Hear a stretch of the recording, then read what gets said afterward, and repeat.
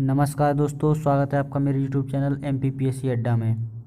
पूरी पॉलिटी को मैं 500 प्रश्न में कवर कर रहा हूं, जो बहुत ही इम्पोर्टेंट प्रश्न है।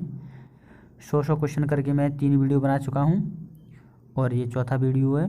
इसके बाद एक वीडियो और डालूंगा मैं और 500 क्वेश्चन पूरे कंप्लीट हो जाएंगे। तो आपने अगर वो वीडियो नहीं देखे हैं तो वीडियो की लिंक डिस्क्रिप्शन में दे दूँगा, तो आप वो वीडियो वहाँ से भी देख सकते हैं। तो चलिए वीडियो शुरू करते हैं। अगर आपको ये वीडियो पसंद आए तो प्लीज़ वीडियो को लाइक कीजिए और चैनल को सब्सक्राइब भी कर लीजिए, जिससे आगे आने वाली भी वीडियो आपको मिलते रहेंगे। पहला क्वेश्चन देख लेते हैं। भारत की संघीय व्यवस्थापिका को किस नाम से जाना जाता है? तो भारत की संघीय व्यवस्थापिका को संसद के नाम से जाना जाता है। ठीक है। भारतीय संसद का निर्माण कैसे होता है? तो ये लोकसभा, राज्यसभा और राष्ट्रपति से मिलकर भारतीय संसद का निर्माण होता है। संसद के किस सदन को प्रतिनिधि सभा कहा जाता है? तो ये लोकसभा को कहा जाता है। ठीक है। आगे देख लेते हैं। साधारण विधेयक से संबंधित गतिरोध को दूर करने के लिए संसद के दोनों सदनों में संयुक्त बैठक कौन बुलाता है? तो ये राष्ट्रपति के द्वारा बुलाई जाती है। ठीक है। आर्टिकल 108 में ये प्रावधान किया गया है। ठीक है। संसद के दोनों सदनों का शस्त्रावसान कौन कर सकता है? तो शस्त्रावसान भी राष्ट्रपति करता है। ठीक है। संसदीय प्रणाली में कौन सी प्रथा भारत की देन है? ठीक है। तो इस शून्यकाल, संसदीय प्रणाली में जो शून्यकाल है वो भारत ने दिया है। ठीक है। अगला क्वेश्चन देख लेते हैं। संविधान लागू होने के बाद सर्वप्रथम त्रिशंकु संसद का गठन कब हुआ? तो ये 1989 में हुआ था। ठीक है। त्रिशंकु संसद का गठन कब हुआ? तो ये 1989 में हुआ। मूल संविधान में मौलिक अधिकारों की संख्या कितनी थी? तो ये 7 थी। ठीक है। अब ये 6 रह गई है, क्योंकि 44वें संविधान संशोधन के द्वारा संपत्ति के अधिकार को हटा दिया गया है। ठीक है। किस संविधान संशोधन के तहत संपत्ति के अधिकार को मौलिक अधिकार से हटा दिया? तो ये 44वें संविधान संशोधन के द्वारा हटाया। ठीक है। 1976 में। समता व समानता का अधिकार का वर्णन संविधान के किस अनुच्छेद में किया गया है? तो अनुच्छेद 14 से लेकर 18 तक ये समता व समानता का अधिकार है। ठीक है। स्वतंत्रता का अधिकार का वर्णन किस अनुच्छेद में किया गया? तो ये 19 से 22 तक स्वतंत्रता का अधिकार का वर्णन किया गया है। ठीक है। शोषण के विरुद्ध अधिकार का उल्लेख किस अनुच्छेद में मिलता है? तो अनुच्छेद 23 से लेकर 24 में शोषण के विरुद्ध अधिकार का उल्लेख मिलता है। धार्मिक स्वतंत्रता का अधिकार का उल्लेख किस में मिलता है? तो ये 25 से लेकर 28 तक धार्मिक स्वतंत्रता के बारे में बताया गया है। ठीक है। संस्कृति और शिक्षा संबंधी अधिकार का उल्लेख संविधान किस अनुच्छेद में मिलता है? जो अनुच्छेद 29 और 30 में मिलता है। ठीक है। संवैधानिक उपचारों का अधिकार का वर्णन किस अनुच्छेद में मिलता है? तो जो अनुच्छेद 32 में मिलता है। डॉक्टर भीमराव अम्बेडकर ने संविधान सभा के किस अनुच्छेद को संविधान की आत्मा कहा है? तो अनुच्छेद 32 को ही अम्बेडकर ने संविधान की आत्मा कहा है। ठीक है। संविधान के किस अनुच्छेद के तहत राष्ट्रपति देश का संवैधानिक प्रधान होता है? तो ये अनुच्छेद 52 में ये कहा गया है। ठीक है। किस समिति की अनुशंसा पर 42वें संविधान संशोधन द्वारा मौलिक कर्तव्य को भारतीय संविधान में जोड़ा गया?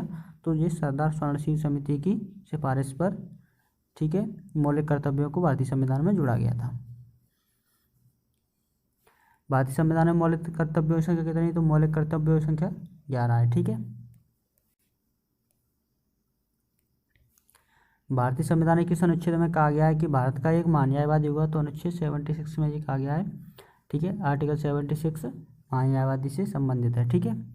कौन संसद में किसी भी सदन का सदस्य नहीं रहते हुए दोनों सदनों की कार्यवाही भाग ले सकता है? तो ये भारत का महान्यायवादी है। ठीक है। भारत के महान्यायवादी की नियुक्ति कौन करता है? तो महान्यायवादी की नियुक्ति राष्ट्रपति के द्वारा की जाती है। भारतीय संविधान के किस अनुच्छेद में राज्य में महाधिवक्ता की व्यवस्था की गई? तो अनुच्छेद 165। ठीक है। आर्टिकल 165 में ये व्यवस्था की गई है कि राज्य का एक महाधिवक्ता होगा।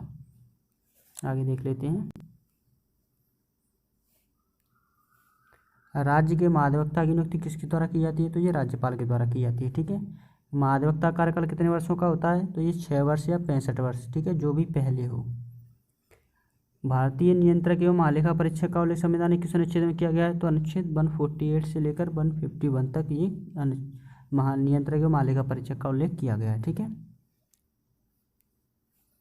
कौन सा अधिकारी सेवानिवृत्त होने के बाद भारत सरकार के अधीन कोई पद धारण नहीं कर सकता? तो ये महाधिवक्ता है। ठीक है। भारत की न्याय व्यवस्था किस प्रकार की है? तो एकहरी, ठीक है, और एकीकृत। राज्य विधानमंडल का उच्च सदन कौन सा होता है? तो ये विधान परिषद होती है, ठीक है। विधान परिषद के सदस्यों की संख्या उस राज्य के विधानसभा के सदस्यों की संख्या कितनी होती है? तो ये 1/3 होती है, ठीक है। किसी भी अवस्था में विधान परिषद के सदस्यों की संख्या कम से कम कितना होना आवश्यक है? तो ये 40, ठीक है। 40 से कम विधान परिषद के सदस्यों की संख्या नहीं हो सकती। वर्तमान में भारत में कितने राज्यों में विधान परिषद है? तो ये 7, ठीक है। इसमें कौन कौन से हैं? बिहार, उत्तर प्रदेश, कर्नाटक, महाराष्ट्र, आंध्र प्रदेश, तेलंगाना और जम्मू कश्मीर, ठीक है। विधान परिषद का सदस्य बनने के लिए कम से कम कितनी आयु होनी चाहिए? तो ये 30 वर्ष होनी चाहिए। विधान परिषद सदस्यों का कार्यकाल कितने वर्षों का होता है? तो विधान परिषद सदस्यों का कार्यकाल 6 वर्ष का होता है। विधान परिषद के कितने सदस्य हर दूसरे वर्ष अवकाश ग्रहण करते हैं? तो ये 1/3 सदस्य, ठीक है। ये राज्यसभा की तरह ही रिटायर होते हैं। विधानसभा का कार्यकाल 5 वर्षों का होता है, परंतु इससे पूर्व भी उसको विघटित करने का अधिकार किसको है? तो ये राज्यपाल को है, ठीक है। किसी भी राज्य की विधानसभा में अधिक से अधिक कितने सदस्य हो सकते हैं? तो ये 500 हो सकते हैं, ठीक है। वह राज्य जिन्हें विशेष राज्य का दर्जा नहीं वह राज्य जिसे विशेष राज्य का दर्जा प्राप्त नहीं है में विधानसभा सदस्यों की संख्या कम से कम कितनी होगी? तो ये 60 होगी, ठीक है।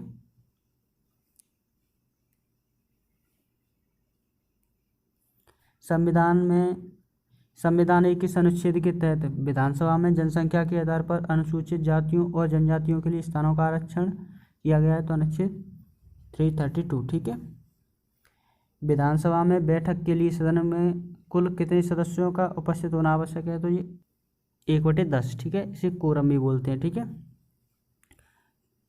यूनियन टेरिटरी दिल्ली और पुडुचेरी की मुख्यमंत्री नियुक्ति कौन करता है? तो ये राष्ट्रपति के द्वारा की जाती है, ठीक है।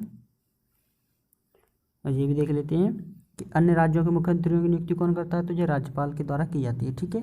दिल्ली और पुडुचेरी की मुख्यमंत्री नियुक्ति राष्ट्रपति के द्वारा की जाती है। दिल्ली व पुडुचेरी का मुख्यमंत्री किसके प्रति उत्तरदायी होता है? तो ये राष्ट्रपति के प्रति उत्तरदायी होता है, ठीक है।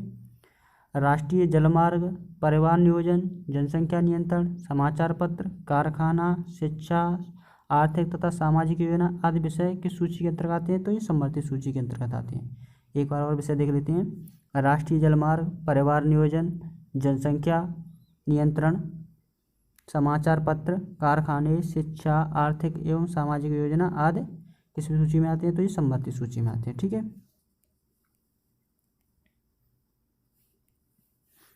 लोक सेवा, कृषि, वन, कारागार, भू राजस्व, लोक व्यवस्था, पुलिस, लोक स्वास्थ्य, क्रय विक्रय एवं सिंचाई आदि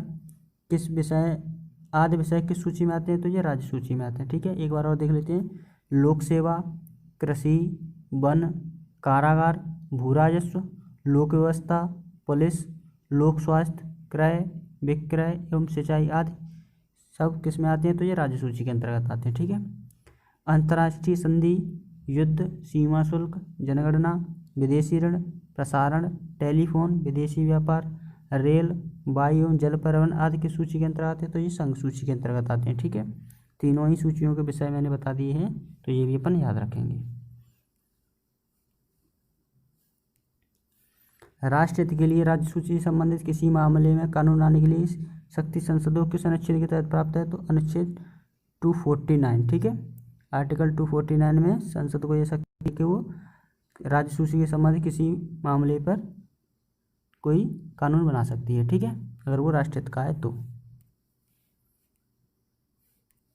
आगे देख लेते हैं। सन 1983 ईस्वी में केंद्र सरकार द्वारा गठित 3 सदस्यीय सरकारी आयोग का संबंध किससे है? तो ये केंद्रीय संबंध संबंधित है, ठीक है। सरकारी आयोग किससे संबंधित है? तो ये केंद्रीय संबंध से संबंधित है। बहुत ही इंपॉर्टेंट क्वेश्चन है, ठीक है, इसे अपन याद रखेंगे। राष्ट्रपति किस अनुच्छेद के अंतर्गत केंद्र और राज्यों के बीच समन्वय स्थापित करने के लिए एक अंतर्राज्यीय परिषद का स्थापना करेगा? तो ये अनुच्छेद 263, ठीक है। अंतर्राज्यीय परिषद की स्थापना अनुच्छेद 263 में। पहली बार अंतर्राज्यीय परिषद की स्थापना कब हुई? जून 1990 में। आगे देख लेते हैं।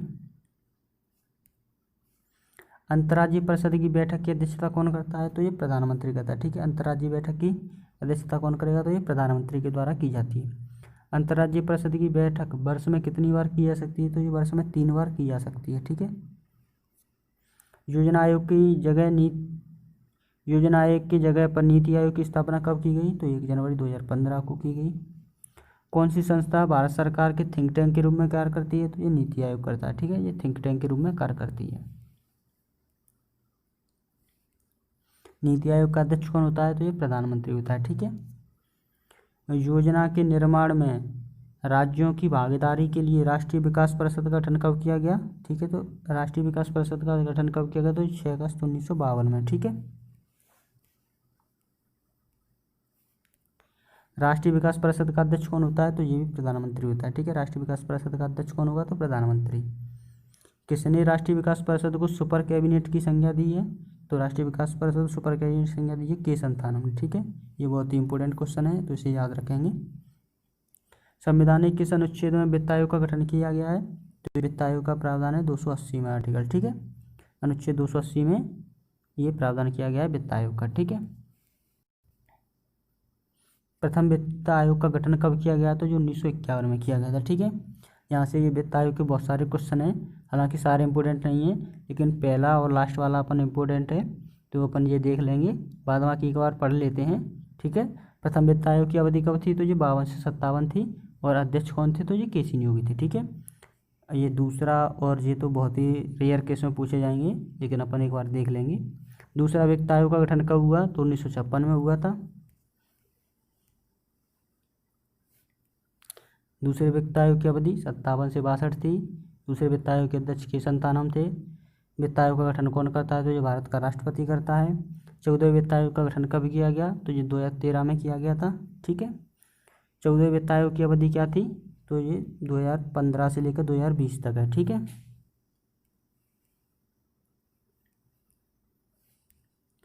चौदह वित्त आयोग के अध्यक्ष कौन है? तो वाई रेड्डी हैं। ठीक है, 14वें वित्त आयोग के अध्यक्ष कौन थे? तो वाई रेड्डी हैं।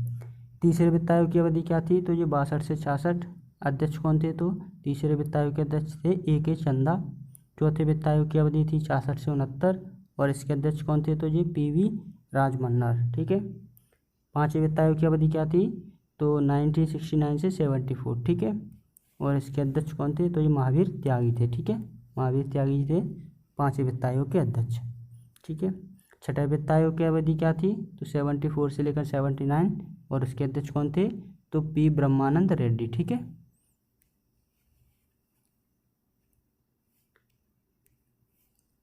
सातवें वित्त आयोग की अवधि क्या थी? तो 1979 से 84, और जे.पी. सेलेट इसके अध्यक्ष थे। ठीक है, आठवें वित्त आयोग की अवधि क्या थी? तो 1985 से 1989, और वाई.पी. चौहान इसके अध्यक्ष थे। ठीक है, नौवें वित्त आयोग की अवधि 1989 से 1995। ठीक है, और नौवें वित्त आयोग के अध्यक्ष कौन थे? तो के.पी. साल्वे। ठीक है, N.K.P. साल्वे। दसवें वित्त आयोग की अवधि क्या थी? तो 1995 से 2000। ठीक है, और इसके अध्यक्ष कौन थे? तो ये थे के.सी. पंत। ठीक है, 11वें वित्त आयोग की अवधि क्या थी? तो 2000 से 2005। Professor A.M. खुसरो इसके अध्यक्ष थे। ठीक है, 12वें वित्त आयोग की अवधि क्या थी? तो 2005 से 2010। ये क्वेश्चन एग्जाम में नहीं पूछे जाएंगे, लेकिन एक बार अपन देख लेते हैं सारे क्वेश्चन। ठीक है, तो 12 के अध्यक्ष कौन थे? तो डॉक्टर D.C. रंगराजन। ठीक है, 13वें वित्त आयोग की अवधि क्या थी? तो ये 2010 से 2015, और 13वें वित्त आयोग के अध्यक्ष कौन थे? तो ये विजय L. केलकर। ठीक है, संघ लोक सेवा आयोग का गठन कब किया गया? तो संघ लोक सेवा आयोग का गठन 1926 में किया गया था। ठीक है, संघ लोक सेवा आयोग के अध्यक्ष तथा सदस्यों की नियुक्ति कौन करता है? तो अध्यक्ष तथा सदस्यों की नियुक्ति कौन करता है? तो ये राष्ट्रपति के द्वारा की जाती है। संघ लोक सेवा आयोग के अध्यक्ष तथा सदस्यों का कार्यकाल कितने वर्षों का होता है? तो 6 वर्ष या 65 वर्ष, जो भी पहले हो। ठीक है, आगे देख लेते हैं।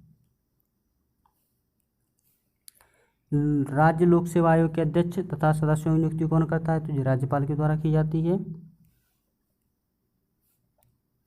राज्य लोक सेवा आयोग के अध्यक्ष तथा सदस्यों का कार्यकाल कितने वर्षों का होता है? तो ये 6 वर्ष या 62 वर्ष, जो भी पहले हो। ठीक है, भारतीय निर्वाचन आयोग की स्थापना कब हुई?